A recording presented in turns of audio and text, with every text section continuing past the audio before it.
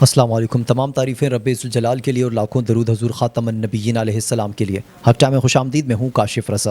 ناظرین، تحریک لبیک پاکستان نے الیکشن لڑنے کا فیصلہ کیا سندھ کے ضمنی انتخابات میں، وہ ہم آپ کے ساتھ ڈسکس کریں گے۔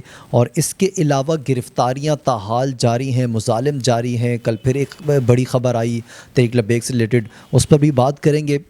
کل سندھی کلچر ڈے منایا گیا، ایک تو تمام سندھیوں کو ہماری جانب سے بہت بہت مبارکباد، لیکن افسوسناک جو پیغام تھا وہ یہ تھا کہ سندھی کلچر ڈے ایک تو پیار اور محبت کا پیغام دیتا ہے، لیکن کراچی میں توڑ پھوڑ کی گئی۔ کس بنیاد پہ کی گئی وہ بھی کچھ خبریں ہیں، وہ ہم آپ کے سامنے رکھیں گے۔ اس کے علاوہ شہباز گل صاحب نے اپنے یوٹیوب چینل سے آخر ویڈیوز کیوں ڈیلیٹ کی؟ کیا وہ ڈر گئے؟ کیا وہ خان صاحب کے بیانیے سے پیچھے ہٹ گئے؟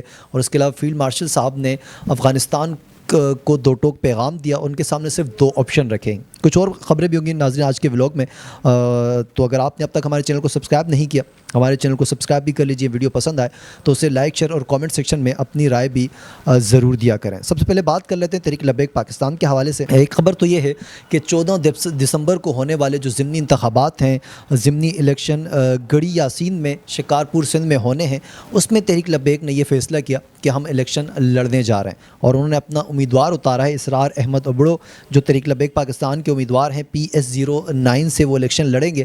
اس سے پہلے جو ضمنی انتخابات ہوئے پنجاب میں، کچھ سیٹوں پہ تحریک لبیک پاکستان کو لڑنے کا موقع نہیں دیا گیا، اور کہیں اگر انہوں نے اپنے امیدوار کھڑے کیے، یعنی کہ انہیں تحریک لبیک کے پلیٹ فارم سے لڑنے نہیں بلکہ آزاد حیثیت ان کی جاری کی گئی الیکشن کمیشن کی جانب سے، تو مسئلے مسائل پنجاب میں فی الحال بھی جوں کے تو ہیں۔ یہ تو خیر الیکشن کی بات ہوئی، اب لیٹ سی اس میں تحریک لبیک پاکستان کیا پرفارم کرتی ہے۔ سندھ میں تو الیکشن کا جو حال ہے وہ ہم سب کے سامنے، تحریک انصاف بہت سی سیٹوں پر آگے ہونے کے باوجود بھی وہ ہار جاتی ہے، اور اس کی وجہ کیا ہے؟ وہی فارم 45 اور 47 کا جو سیاسی پارٹیاں رونا روتی ہیں، میرے خیال سے وہی بیانیاں اب بھی فی الحال بھی قائم ہیں۔ اور دوسری جانب تحریک لبیک پر مظالم فی الحال جاری ہیں، گرفتاریاں جاری ہیں، اور وہ بھی میں آپ کے سامنے خبر رکھتا ہوں۔ حلقہ PP24 سے سجادہ نشین آستانہ عالیہ دیوان حضوری سے حضرت صاحبزادہ پیر سید تنزیل الرحمن شاہ صاحب اور سعید الرحمن شاہ صاحب کے گھر پولیس اور اسپیشل فورسز کا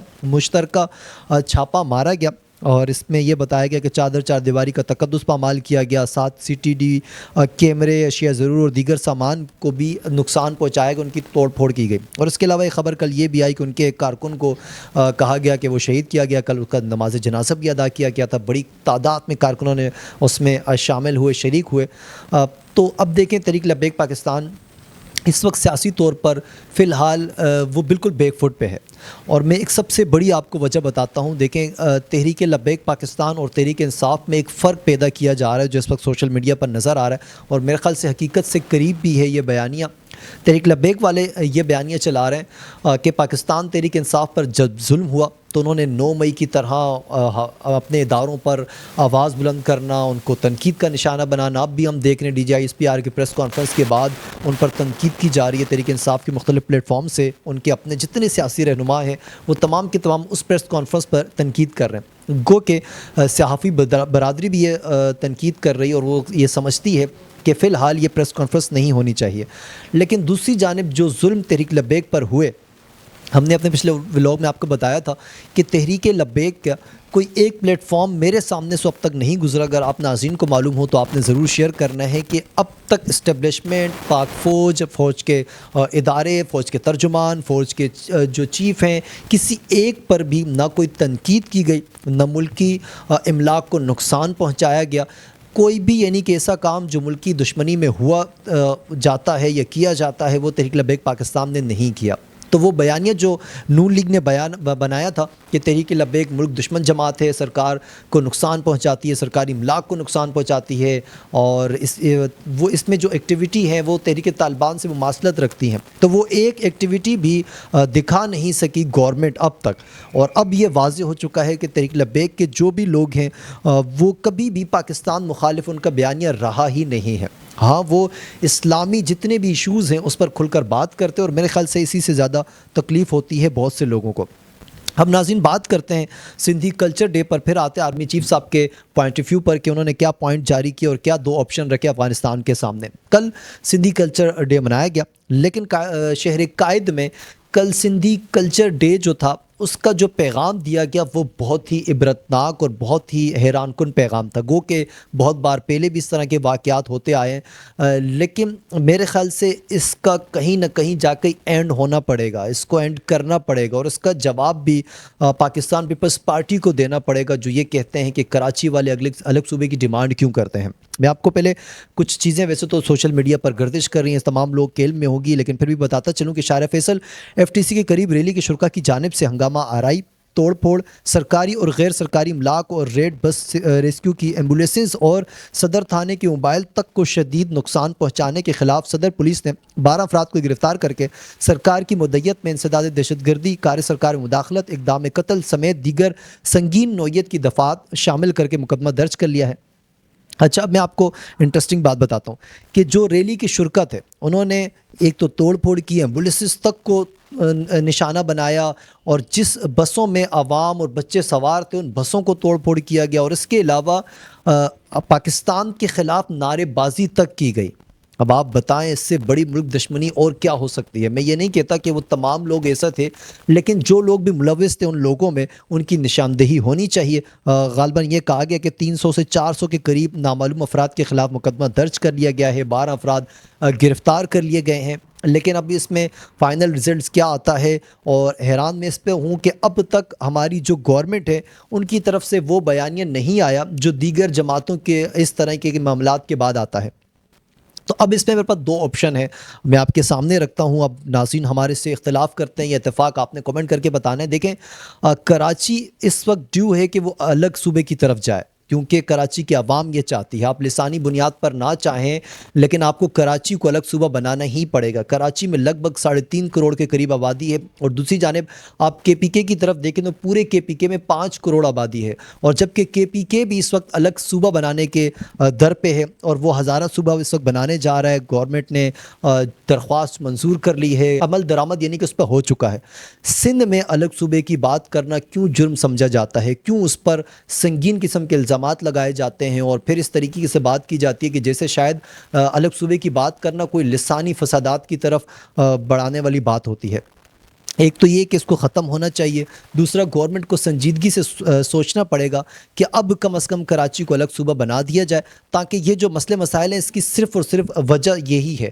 کچھ لوگ سمجھتے ہیں کہ کراچی والے سندھ کو توڑ ہیں اس لیے وہ یہاں آتے ہیں، توڑ پھوڑ کرتے ہیں، تمام چیزیں کرتے ہیں، لیکن اصل میں کراچی والوں کی مجبوری ہے اس وقت الگ صوبے کی ڈیمانڈ کرنا، تاکہ جو مسائل ہیں کراچی کے وہ کراچی کے ہی لوگ حل کر سکتے ہیں. اگر یہیں کے میئر بھی ہوں گے، یہیں کے وزیر اعلیٰ بھی ہوگا تو اس کو زیادہ بہتر پتہ ہے، پھر اس کو جواب دہ بھی ہونا پڑے گا. تو ناظرین اس پر آپ کیا رائے رکھتے ہیں؟ کامنٹ کر کے بتائیں. اب بات کرتے ہیں فیلڈ مارشل صاحب کے حوالے سے.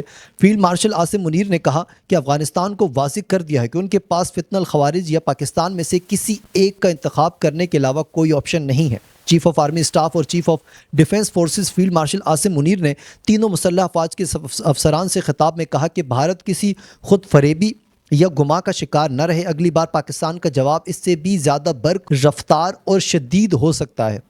اب بات افغانستان کی کریں تو دیکھیں، افغانستان کے ساتھ تاحال ڈیڈ لاک برقرار ہے.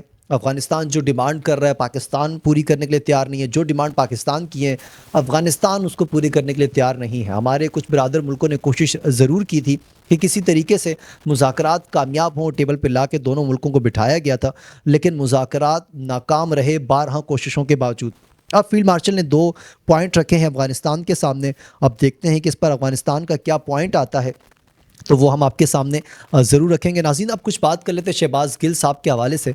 شہباز گل صاحب ہمیشہ تحریک انصاف کو ڈیفینڈ کرتے ہوئے، خان صاحب کو ڈیفینڈ کرتے ہوئے گورنمنٹ پہ بھی تنقید کرتے ہیں، ہمارے اداروں پر بھی تنقید کرتے ہیں، اور بہت ہی تیز زبان استعمال کرتے ہیں، یہ تمام لوگ جانتے ہیں. لیکن اب ایسا کیا ہوا کہ شہباز گل صاحب نے اپنے یوٹیوب پر وہ تمام پرانی ویڈیوز اپنی ڈیلیٹ کی. اس کی وجہ کیا ہے؟